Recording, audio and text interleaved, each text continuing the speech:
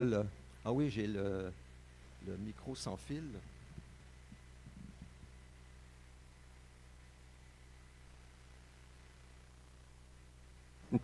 Là, c'est ouvert. Est-ce que vous m'entendez quand même assez bien? Est-ce que ça sort assez bien? Oui, alors nous poursuivons l'enseignement de Dieu, le Saint-Esprit qui a inspiré Paul dans la lettre aux Colossiens, au chapitre 3, et nous touchons notamment la parole de Dieu aujourd'hui. Et c'est en fait, le titre, c'est l'impact du ciel sur la terre. L'impact du ciel, l'impact de la vie nouvelle. Christ en nous, son impact sur la terre. Alors, je vais, en guise d'introduction, vous poser une question. Qu'avez-vous mangé aujourd'hui? Ou avez-vous mangé aujourd'hui? Vous pouvez me faire des signes de tête. Vous avez mangé aujourd'hui? Vous avez mangé? Qu'est-ce que vous avez mangé? Qu'est-ce que vous avez mangé aujourd'hui? Qu'est-ce que vous avez mangé? Pourquoi avez-vous mangé aujourd'hui? Hein? Bon, pas besoin de me dire tout ce que vous avez mangé. On peut avoir toutes sortes de réponses, évidemment. Mais pourquoi avez-vous mangé? Vous avez mangé pour vous donner des forces, non? Pour nourrir votre corps, pour être réveillé pendant qu'on a la prédication. Hein? Même, je vous encourage, je sais qu'il y en a qui ne mangent pas le dîner le dimanche pour pouvoir avoir l'esprit frais et vif le dimanche après-midi. C'est une excellente idée, surtout lorsqu'il fait 28 degrés dehors. On a tendance à somnoler pendant la prédication. Donc, c'est une excellente idée pour ceux qui ne mangent pas. Mais ce n'était pas le point. C'est pas le point. Qu'avez-vous mangé pour nourrir votre âme aujourd'hui? Avez-vous mangé pour nourrir votre esprit?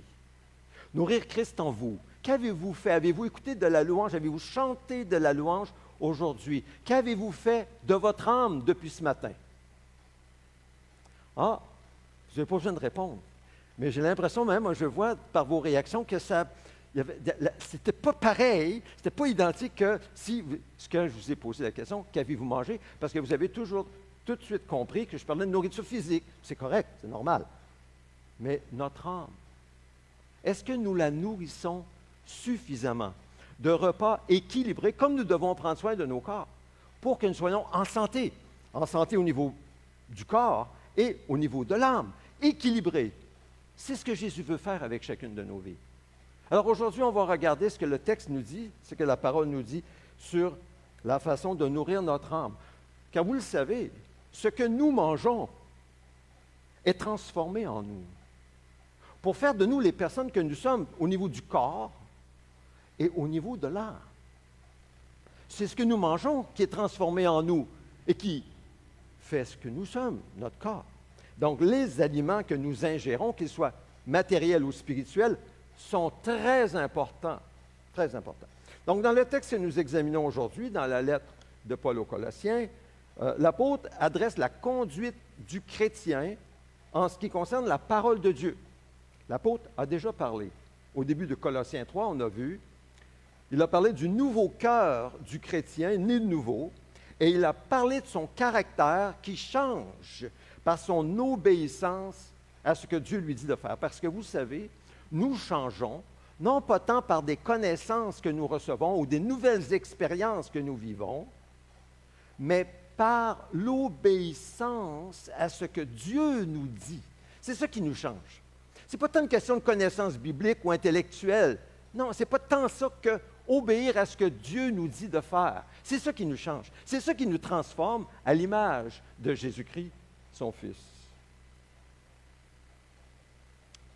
Dimanche dernier, nous avons vu dans le texte inspiré de la parole que la paix de Christ dans notre cœur est la première chose à considérer pour guider notre conduite en tant que chrétien. La paix. Cette paix qui est produite par le Saint-Esprit lorsque nous nous humilions devant Dieu, confessons nos fautes pour être en paix avec Dieu, recevant ce qu'il a fait pour nous à la croix, pour être déclarés justes devant lui. Nous avons cru à cela. Maintenant, la paix de Dieu suit la paix avec Dieu et nous avons vu qu'elle est comme un juge ou un arbitre dans nos vies pour nous donner soit le feu vert, le feu jaune ou le feu rouge, pour nous dire d'aller, lorsqu'on a la paix de Christ, dans la direction que le Seigneur nous donne de prendre. Donc, demeurons très attentifs en tout temps à la paix de Christ, si nous l'avons évidemment reçue dans notre vie, en lui permettant de régner dans notre cœur. Donc, soyons attentifs à cette paix. Elle est très importante. Elle est un facteur très important pour que nous puissions marcher selon la volonté de Dieu. C'est la chose qu'on a vue la semaine dernière. Je vais insister un peu sur l'importance de cette paix avant de parler de la parole de Dieu aujourd'hui. Notre adoration, notre service de notre vie, incluant la louange, les remerciements, ce que nous faisons, notre adoration envers le Seigneur est tellement importante par rapport à notre conduite face à Dieu, notre louange, notre service que nous devons à Dieu. Le chrétien qui ne permet pas à la paix de Christ de régner dans son cœur, soit par ignorance ou par insouciance ou par désobéissance, n'offre pas à Dieu ce que Dieu recherche le plus en nous. Et qu'est-ce qu'il recherche le plus? Ce sont des cœurs d'adorateurs, des cœurs qui l'adorent en esprit et en vérité. Le chrétien sans cette paix de Christ ne peut pas adorer Dieu d'une manière qui plaît à Dieu, simplement parce qu'il n'est pas en communion avec Dieu. Sa louange n'est pas reçue de Dieu comme un doux parfum, même s'il est sincère dans son cœur et rempli d'émotions dans sa louange. Non, n'oublions jamais, jamais que c'est Christ Jésus seul, le seul chemin vers le Père, qui nous permet d'offrir quoi que ce soit de recevable de la part du Père. Sans Jésus, nous ne pouvons rien faire pour produire un fruit digne de Dieu. C'est impossible. Donc, sans la paix de Christ, sans Christ qui règne dans nos cœurs, sans cette communion avec Dieu, notre louange est vide. Ça va être des chants, on va chanter des chants, on va peut-être entendre d'autres louer Dieu, mais Dieu ne reçoit pas comme un doux parfum notre louange, comme un acte d'adoration. Pourquoi? Parce que nous ne sommes pas en paix avec Dieu. Il y a peut-être du péché qui bloque notre relation avec Dieu, que d'abord nous devons confesser, comme on a lu dans le texte tout à l'heure, des choses que nous devons faire envers quelqu'un que nous avons offensé. Nous devons régler cela avant d'offrir quoi que ce soit à Dieu, que ce soit une offrande dans nos louanges, remerciements ou quelque service que ce soit. Dieu n'en veut pas. Même si ce sont des sacrifices, des offrandes que nous apportons, il n'en veut pas jusqu'à ce que nous mettions notre vie en règle avec Dieu, par la confession, le pardon, et vivre une vie d'obéissance à l'Esprit qui est confirmée par sa paix qui règne dans nos cœurs. Est-ce que c'est clair? Est-ce que je me fais bien comprendre? Prenons par exemple le roi David dans l'Ancien Testament. Tant que David, c'était un homme au cœur de Dieu. Il faisait toutes les volontés de Dieu, puis on le voit dans la manière dont il a traité son péché. Lorsqu'il a caché son péché d'adultère et de meurtre, il n'avait pas de paix intérieure. Et il n'avait aucune louange qui sortait de son cœur vers Dieu. Mais lorsqu'il a été découvert par le prophète, il a finalement confessé son péché à Dieu en s'humiliant par le jeûne, les larmes, et sa paix est revenue parce qu'il a reçu le pardon de Dieu. Et là, son chant est revenu pour monter vers Dieu. Il écrit, c'est la prochaine diapo, « Tant que je me taisais ». Et là, on pense d'une période où David a caché son péché. Il a vécu comme dans la clandestinité. Il n'a pas voulu que personne le sache. « Tant que je me taisais, mon corps dépérissait. Je gémissais toute la journée. Car nuit et jour, ta main pesait lourdement sur moi. Ma vigueur avait fait place à la sécheresse de l'été. Je t'ai fait connaître mon péché. Je n'ai pas caché ma faute. J'ai dit, j'avouerai mes transgressions à l'Éternel, et tu as pardonné mon péché. » Et il conclut le psaume 32 en disant, « Juste, réjouissez-vous en l'Éternel, soyez dans l'allégresse, poussez des cris de joie, vous tous qui avez le cœur droit. » Alors, de sa lamentation et dans la confession de son péché, dans la tristesse et dans les larmes et le jeûne, David passe à la joie et l'allégresse en criant à tous de célébrer notre Dieu. Ça, c'est un cœur comme Dieu, qui fait la volonté de Dieu. Si nous péchons, confessons, renonçons, crions à Dieu pour son pardon, pour que la paix de Christ revienne et que nous puissions la laisser régner dans notre cœur en suivant ce que Dieu attend de nous. Et si nous sommes en communion avec Dieu, si nous marchons avec Dieu et que nous goûtons à sa paix, chantons ses louanges, réjouissons-nous, remercions-le constamment. Constamment. La louange d'un cœur reconnaissant va de pair avec la paix de Dieu qui règne dans le cœur. Il est écrit dans Proverbe 15, verset 15, « Le cœur content est un festin continu. » Est-ce que votre cœur est dans un festin continu parce qu'il est reconnaissant pour toutes les bontés que vous recevez de Dieu, sa paix, sa joie, son amour? Est-ce que c'est un festin continu? Le cœur content est un festin continu.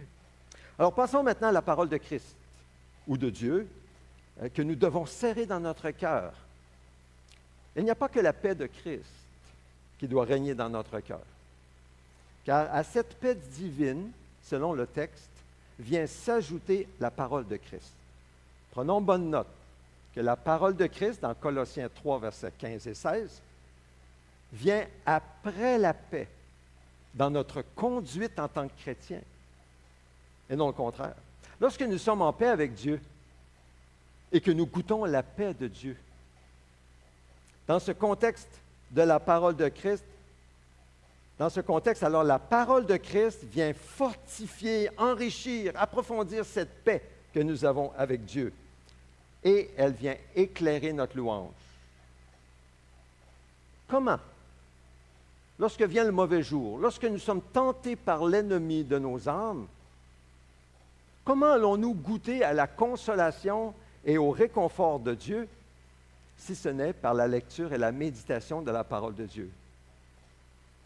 Et comment, dans la paix de Christ, lorsque nous goûtons à la paix de Christ, pourrons-nous exprimer une louange qui plaît à Dieu si elle n'est pas fondée dans la parole inspirée?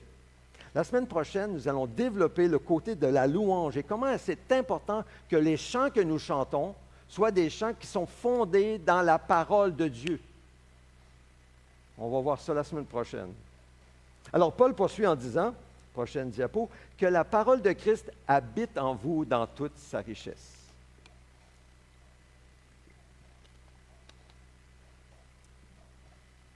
Cela signifie bien sûr la parole de Dieu, puisque Christ, parole de Christ, c'est la parole de Dieu, puisque Christ est Dieu. Jésus-Christ, qui est-il? Il est la parole éternelle et créatrice de Dieu qui s'est fait homme. C'est ça Jésus. Jésus, c'est Dieu qui parle, précisément. Jésus a reconnu publiquement l'autorité divine de tout l'Ancien Testament, sauf les livres apocryphes, dits deutérocanoniques, ceux que les catholiques romains ont ajoutés à la parole de Dieu, à la Bible, mais que les Juifs de l'époque de Jésus rejetaient comme étant non inspirés. Alors Jésus a affirmé que l'Écriture, en parlant de l'Ancien Testament, ne peut pas être annulée. Et même la plus petite lettre de la loi ou de la promesse de Dieu dans l'Ancien Testament serait accomplie. C'est pour ça que nous avons lu tout à l'heure dans Matthieu 5. L'Écriture, écrite par des hommes, mais inspirée par Dieu, par l'Esprit de Dieu, possède l'autorité de Dieu pour tout ce que nous devons croire et faire, nous conduire. Car l'Esprit de Dieu a inspiré ces hommes pour qu'ils écrivent la parole de Dieu. Nous pouvons donc nous fier entièrement à la parole de Dieu, Ancien Testament et Nouveau Testament. 66 livres. Parce que Jésus a aussi reconnu comme parole de Dieu le Nouveau Testament qui n'était pas encore écrit. Il l'a reconnu. Parce qu'il a dit à ses disciples, qui allaient devenir des apôtres, envoyés avec la commission d'apporter la parole de Dieu, que l'Esprit de la vérité viendrait sur eux, et viendrait même en eux. Et il a dit qu'il vous conduira dans toute la vérité, car il ne parlera pas de lui-même, mais il dira tout ce qu'il aura entendu et vous annoncera les choses à venir. C'est exactement ce que nous avons dans le Nouveau Testament. Mais ce qui est encore plus frappant, c'est lorsque Jésus dit à ses disciples, qui vous écoutent, m'écoutent.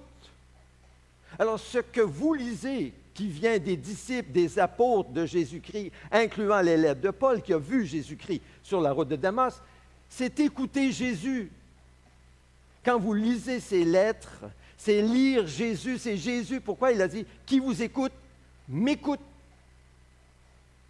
Toute l'autorité, donc, sur les livres de l'Ancien comme du Nouveau Testament. Jésus a mis comme un sceau d'autorité sur toute la Bible que nous pouvons, et même, je dirais, que nous devons lire, méditer, mémoriser, chanter, enseigner, prêcher.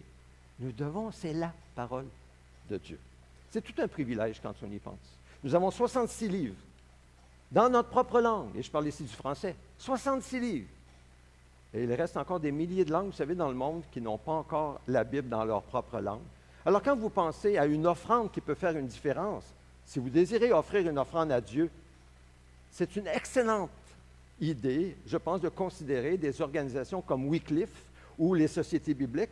Pourquoi? Parce que Wycliffe traduisent la Bible dans des langues qui n'ont pas reçu encore la traduction, et les sociétés bibliques impriment et distribuent le livre sacré de Dieu.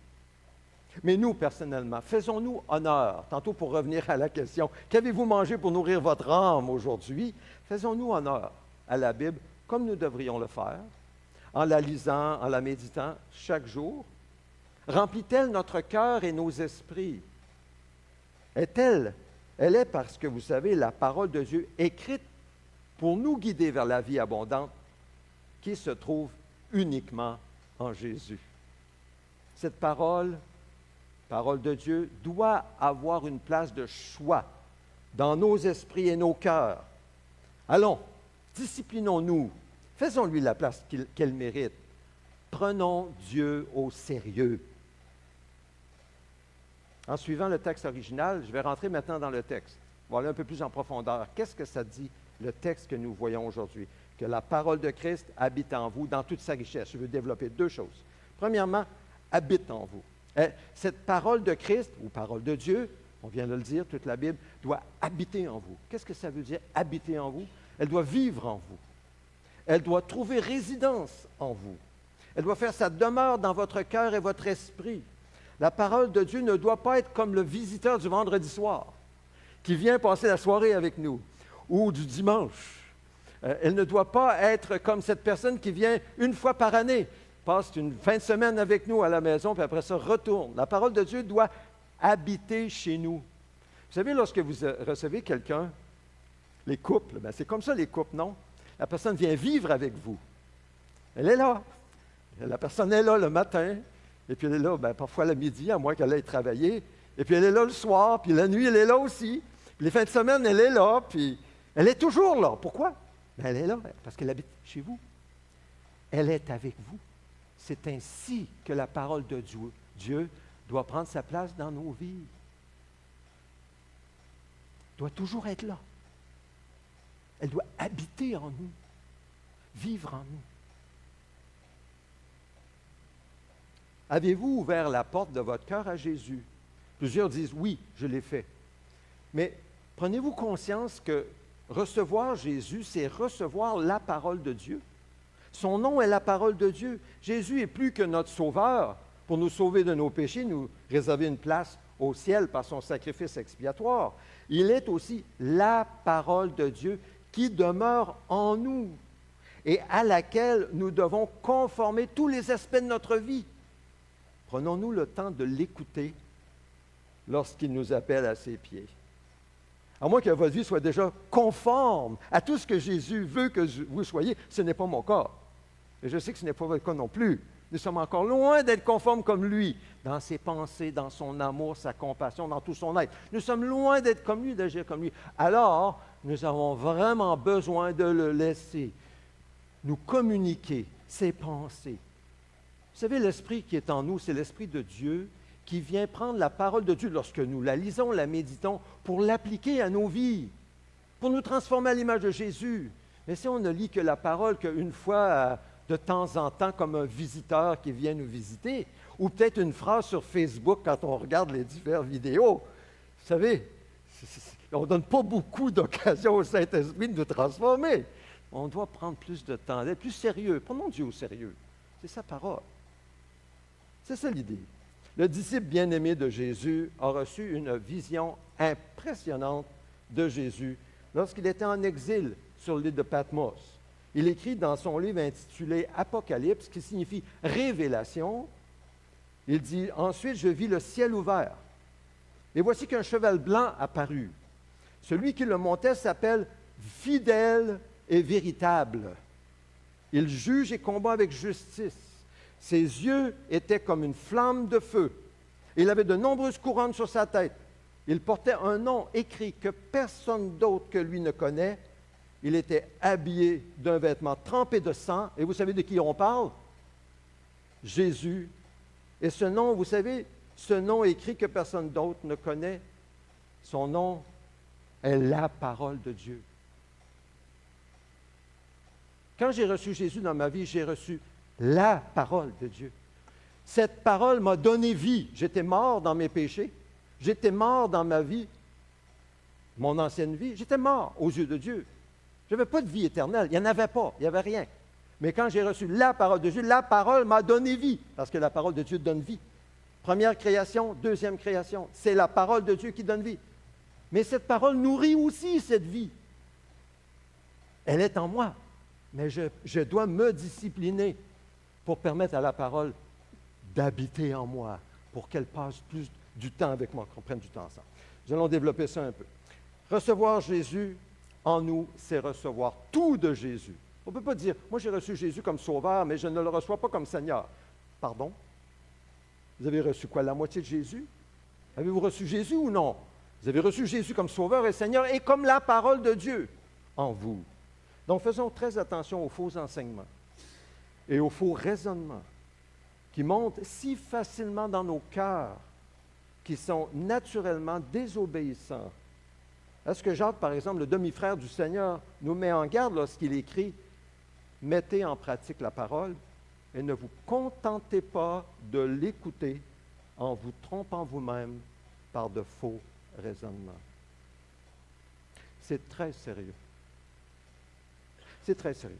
Quelqu'un peut écouter, lire, méditer, mémoriser des textes de la Bible pendant toute sa vie et se tromper par une foule de faux raisonnements. Pourquoi? Parce qu'il ne met pas en pratique ce qu'il lit et ce que le Saint-Esprit lui répète. Il ne met pas en pratique, mais il se contente d'écouter. Il a plein de connaissances, mais il est immature dans sa marche avec Christ, parce qu'il n'obéit pas. C'est très grave. Et je constate, peut-être que vous le constatez aussi, vous qui connaissez, le plus nous connaissons la parole, c'est comme pour discerner qu'est-ce qu'un faux billet de banque, on nous dit, il faut examiner, étudier le vrai billet de banque, l'authentique. C'est ainsi qu'on reconnaît les faux. Même chose avec la parole et les enseignements. Le plus nous connaissons la parole de Dieu, le plus nous pouvons discerner, ah non, mais ça c'est un faux raisonnement. Nous en voyons sur Internet et même dans certains films dits chrétiens. Vous savez, moi je suis d'accord, j'aime bien les films chrétiens. Je n'ai pas de problème avec ça. C'est mieux que bien d'autres films. Mais très souvent, j'ai regardé un film chrétien, puis je me suis posé des questions sur la conclusion que le film nous amenait, qui n'est pas selon l'Écriture. Et pourtant, c'est un film chrétien. Une série télévisée, par exemple. J'ai écouté pendant toute une année la série The Chosen. Vous avez entendu parler de Chosen? The Chosen, oui. Toute une année. J'ai bien apprécié. La première, vous vous souvenez, le premier épisode, Jésus vient délivrer Marie-Madeleine d'un démon. C'est très bien fait. Oh, j'ai beaucoup aimé, j'en ai des frissons, cette chair de poule. Très bien fait. Très bien fait. Mais quand j'ai vu dans la deuxième série, deuxième saison, que Marie était avec ses disciples, moi, je me dis, mais attends un peu, là. Moi, je ne vois pas ça dans l'Écriture. Je respecte beaucoup Marie, bien sûr, mais je ne crois pas qu'elle était avec ses disciples. Puis, tout ça, alors, ça nous amène à un peu, c'est qu'est-ce qu'on est en train de nous communiquer par un film, par une télésérie chrétienne. Alors, Paul précise sa pensée en disant que la parole de Christ habite en vous, mais dans toute sa richesse. Dans toute sa richesse, l'idée, c'est extravagance. Vous avez entendu parler de l'extravagance. On va parler, par exemple, de richesse extravagante. On va parler de luxe, d'une maison somptueuse. Ce sont des richesses ou des dépenses extravagantes. C'est la signification de toute sa richesse. C'est comme ça que la parole de Dieu doit habiter en nous, de façon extravagante. De façon extravagante. C'est pour dire que la parole doit habiter nos cœurs et nos esprits jusqu'à déborder. Hein, quand c'est extravagant, c'est exagéré, non? Ça déborde. Il y en a trop. Il y en a tellement qu'il y en a trop. C'est comme ça qu'elle doit habiter dans nos cœurs. C'est la vie chrétienne normale. Un esprit et un cœur remplis de la parole de Dieu qui déborde sur les autres en bénissant les autres. Imaginez, quelqu'un qui est rempli de la parole de Dieu, qui médite de la parole de Dieu, rencontre quelqu'un qui a un grand besoin de la parole, peu importe son besoin, le Saint-Esprit guide la personne, le chrétien, dans son amour pour donner une parole qui répond aux besoins spirituels de la personne. La personne a soif, a faim, elle veut de l'eau, elle a soif, elle reçoit une parole. Pourquoi? Parce que ça déborde de son cœur, la parole de Dieu. Donnée par le Saint-Esprit, parce que la personne est dans la paix de Christ, suit le Seigneur par la foi, il est en paix et dans sa paix donne une parole qui vient répondre à un besoin pour libérer une personne ou pour réconforter une personne ou pour éclairer une personne qui a tellement besoin de cette parole. C'est comme ça que le Seigneur veut nous utiliser. C'est aux chrétiens que Paul parle, pas aux pasteurs. C'est à toute l'Église qu'il parle, aux Colossiens. C'est pour tous les chrétiens. Maintenant, touchons un peu, on va approfondir un peu cette idée d'extravagance. Est-ce exagéré, dites-moi, de se lever le matin avec des louanges de Dieu dans la tête pour descendre tout doucement sur les lèvres en écoutant le chant sur YouTube et à commencer la journée en louant le Seigneur? Est-ce exagéré de lire et méditer la parole de Dieu le matin, dès son réveil, le midi et le soir? Est-ce exagéré de mémoriser des textes bibliques, même des livres entiers de la Bible, pour serrer fortement la parole afin qu'elle vienne habiter dans nos cœurs jusqu'à déborder? Est-ce exagéré d'écouter d'excellents enseignements de la parole de Dieu lorsque nous faisons la vaisselle ou lavons le linge ou faisons de l'exercice physique? Est-ce exagéré d'écouter FM 104,1 en voiture? Est-ce exagéré de nous discipliner pour profiter de toutes les occasions possibles et inimaginables pour laisser pénétrer la parole de Dieu dans nos cœurs en étant attentifs à la direction du Saint-Esprit et de sa paix? Est-ce exagéré? C'est exagéré? Est-ce que c'est exagéré? Alors, non, pas vraiment, mais c'est ça. C'est comme ça que le Seigneur veut que nous soyons en communion avec Dieu pour recevoir sa parole le plus souvent possible, de façon extravagante, comme ceux qui ont des richesses extravagantes.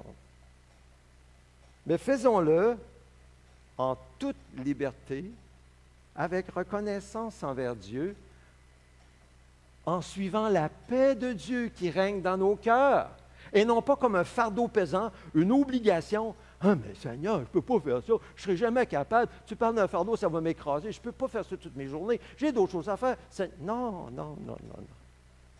Dans la paix du Seigneur, en suivant le Saint-Esprit. Rappelons-nous toujours, écoutez bien, que ce que Dieu nous demande de faire dans sa parole, comme l'exemple de laisser sa parole habiter dans nos cœurs pour elle habite dans nos esprits et nos cœurs de façon extravagante. Rappelons-nous toujours que ce que Dieu nous demande de faire s'adresse toujours à l'homme nouveau en nous et jamais à nous sans Christ. Ça s'adresse toujours à Christ en nous, à l'Esprit de Dieu en nous, parce que c'est seulement lui qui veut et peut faire cela de façon équilibrée, sans qu'on passe d'un extrême à l'autre. La parole de Dieu, il faut que ce soit clair.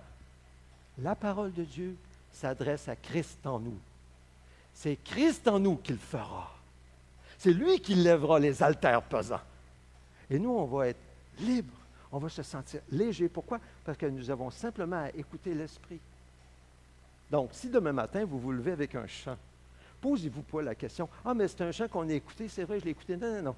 Allez l'écouter, allez le louer, allez chanter votre Dieu. Dieu vous invite à le louer, à le rencontrer. Si vous vient un texte, « Ah, tiens, un texte dans l'Écriture, c'est où ça? C'est vrai, j'ai étudié. » Allez voir, faites des recherches. C'est où j'ai lu cela? Lisez le contexte. Peut-être Jésus veut vous parler. Il sait où vous en êtes. Il sait ce que vous avez besoin. Faites-lui confiance. Bon, je pense que c'est assez clair. Les faux enseignants de l'époque qui étaient venus à Colosse avec des traditions humaines, des règles religieuses et philosophies d'ici-bas, qu'est-ce qu'ils ont fait? Ils ont essayé d'harmoniser la parole de Dieu avec leurs enseignements humains en cherchant à soumettre la parole de Dieu à leur pensée toute humaine. Mais ils n'y sont pas parvenus. C'est ça la situation dans Colosse. Et c'est toujours une tentation pour nous. Dans un effort de rendre la parole de Dieu plus confortable, plus facile à recevoir, comme un comprimé difficile à avaler, bien, on a tendance à la soumettre à nos pensées humaines. Ah, faisons bien attention. Je répète, c'est la parole de Dieu.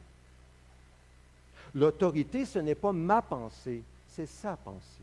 Ce n'est pas ma manière de voir, c'est sa manière de voir. Ce n'est pas moi qui décide, c'est sa paix dans mon cœur qui me confirme si je suis dans la bonne direction ou non. Comprenez-vous? C'est très important. C'est l'homme nouveau en nous, c'est Christ en nous.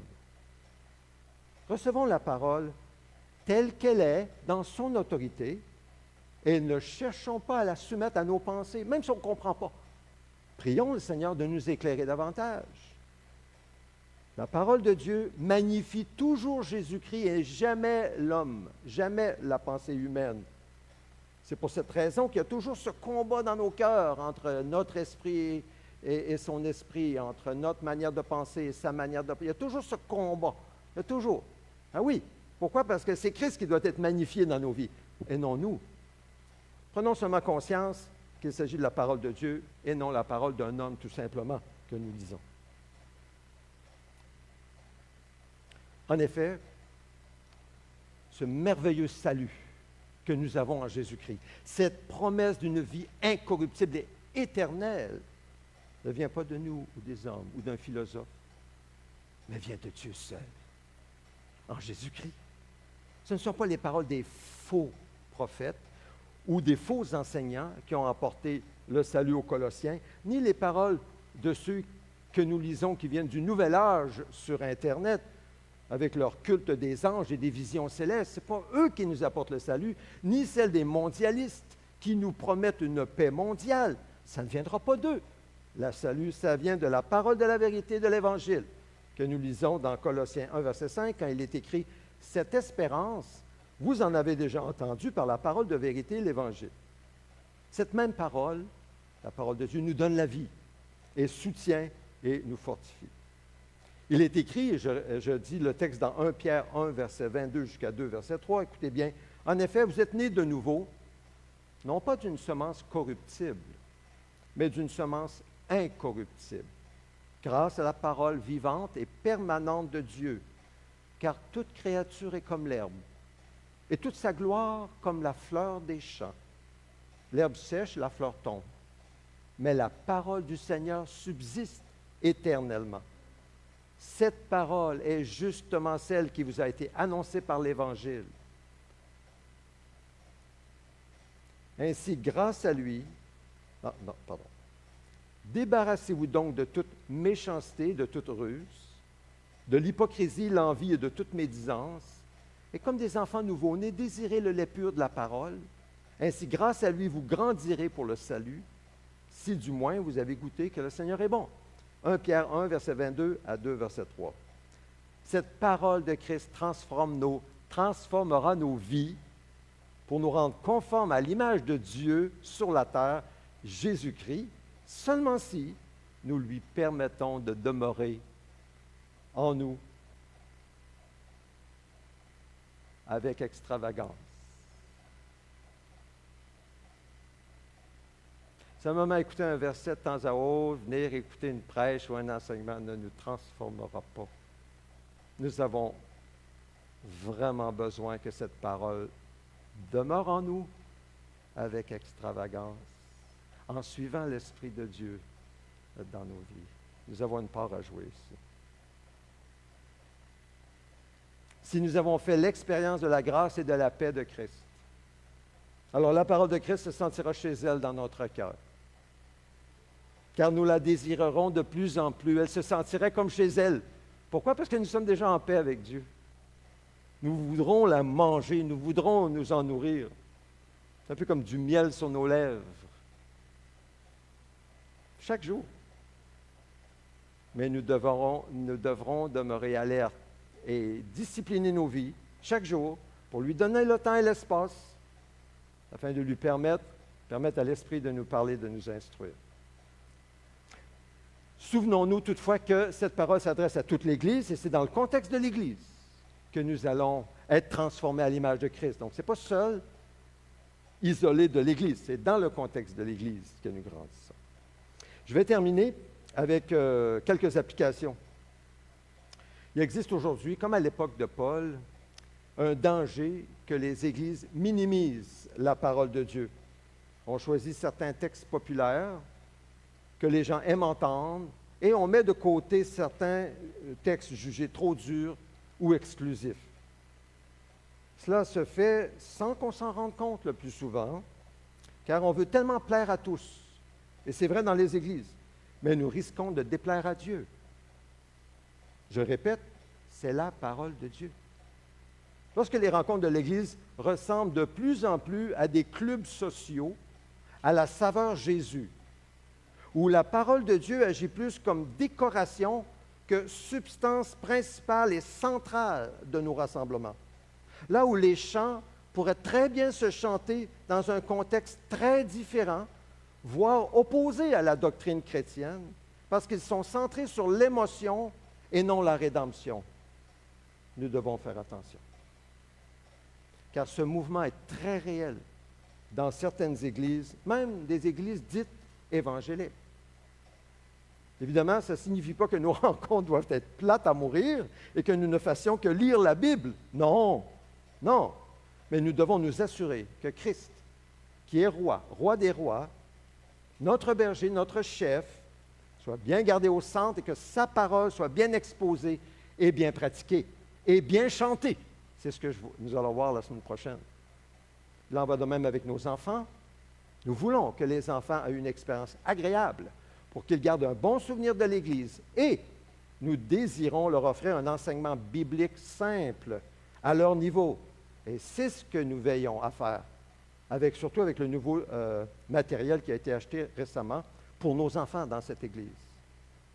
Nous voulons aussi chanter des chants nouveaux et anciens, comme on a fait tout à l'heure, au rythme de notre époque, dans une variété de cultures, mais surtout avec des paroles vraies et éternelles qui suscitent une véritable louange et des émotions appropriées d'un cœur reconnaissant envers Dieu et son œuvre en Jésus-Christ. C'est comme quelqu'un qui disait, un prédicateur n'a pas plus le droit de dire un mensonge lorsqu'il apporte la parole qu'un chanteur n'a le droit de chanter un mensonge lorsqu'il chante un chant dit chrétien. Nous devons veiller au chant. Nous allons voir ça la semaine prochaine. Je ne le dirai plus. La prédication apportée le dimanche doit être une exposition la plus juste possible de ce que Dieu dit dans sa parole, avec des illustrations éclairantes et des applications pratiques dans nos vies le plus possible. Je cherche à faire cela. Je compte sur Dieu pour qu'il m'aide à apporter cela lorsque j'apporte la parole. Pour nous aider, tous et chacun, à voir comment est-ce que nous intégrons cette parole et la pratiquons dans nos vies à chaque jour. Donc, la prédication ne doit pas être un message qui nous fait rire aux larmes le dimanche, mais pleurer durant la semaine parce qu'il est vide. On n'a rien reçu vraiment qui va nous permettre de passer à travers la difficulté avec quelqu'un qui nous tombe sur les nerfs ou qui nous coupe au volant. Nous devons avoir une nourriture qui nous soutient durant la semaine, qui vient de la parole de Dieu.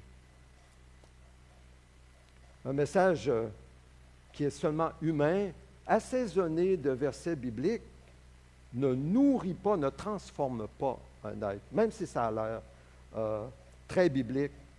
Évidemment, ce n'est pas pour dire que l'humour ou les jeux de mots n'ont pas leur place. Moi, je crois qu'ils ont leur place, mais secondaire, de façon secondaire et non centrale. Je termine. Paul dit dans 2 Timothée 3, « Sache que dans les derniers jours, il y aura des temps difficiles, car les hommes seront amis du plaisir plutôt que de Dieu. Ils auront l'apparence de la piété, mais renieront ce qui en fait la force. Éloigne-toi de ces gens-là. » On vit à une époque où le plaisir est placé sur un piédestal. Et les gens désirent beaucoup d'argent. Pourquoi? Pour avoir beaucoup de plaisir. Amis du plaisir, plutôt que de Dieu. Maintenant, je n'ai rien contre le plaisir. Le problème, c'est plutôt que de Dieu. Je crois que Dieu, en prenant notre place, devant lui, peut avoir la première place. Et avec lui, nous dit le psalmiste, il y a d'abondantes joies dans ta présence. Beaucoup de plaisir avec Dieu. Mais de Dieu, tout ce que Dieu a créé est bon. Ça vient de lui. Tout ce que Dieu nous donne, nous le prenons. Tout. Mais soyons bien, bien, bien sûrs que c'est Dieu qui prend la première place centrale, que sa parole habite nos cœurs et déborde. D'abord et avant tout, nous cherchons d'abord son règne et sa justice. Ensuite, nous jouissons de ses plaisirs qui viennent de lui. Faisons attention d'avoir l'apparence de la piété. Par exemple, le dimanche, oui, c'est des bons chrétiens pieux. Durant la semaine, c'est tout le contraire. Faisons attention. L'apparence de la piété, mais en renier ce qui en fait la force. Ça, c'est seulement, justement, ne pas vraiment croire du cœur. Je reviendrai là-dessus la semaine prochaine lorsque j'apporterai le message sur ce qui va suivre. Alors, je termine avec la conclusion. Qu'allez-vous manger cette semaine? Qu'allez-vous manger cette semaine? Prendrez-vous des repas équilibrés pour votre corps et pour votre âme, basés sur la paix de Dieu et la paix avec Dieu? Allons-nous ouvrir nos cœurs et nos esprits à la parole afin qu'elle habite en nous et avec nous avec extravagance? C'est l'appel de Dieu pour chacun de nous. Avons-nous faim? Faim de plus de richesse de la parole de Dieu. Non pas pour nous gonfler d'orgueil par notre connaissance, mais pour connaître Christ et aimer comme il nous appelle à aimer. Que le Seigneur bénisse sa parole dans nos cœurs. Prenons un temps de silence, un moment de silence. Répondons chacun au Seigneur selon ce que nous avons reçu. Il voit votre cœur, il entend, il sait très bien ce qu'il vous a dit. Alors répondez maintenant au Seigneur de votre cœur.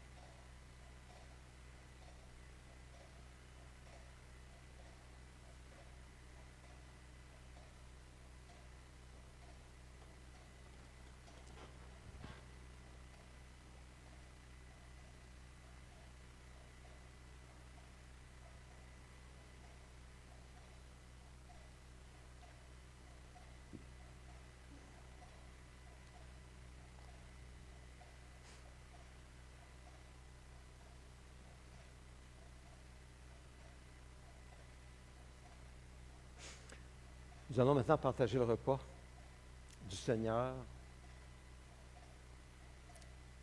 C'est une fête, c'est une célébration. Célébrons l'amour de celui qui s'est donné pour nous, corps et âme, afin que nous ayons le pardon de nos péchés et la vie éternelle en lui. Étant donné que nous avons parlé de la parole de Dieu, le texte qui suit l'image, si tu veux le montrer, J'aimerais qu'on médite là-dessus en prenant le repas. La parole de Dieu s'est tue à la croix, à notre place. Quand il est mort, il n'y a plus rien qui est sorti de lui. La parole de Dieu s'est tue à la croix, afin qu'en lui, nous ayons un message.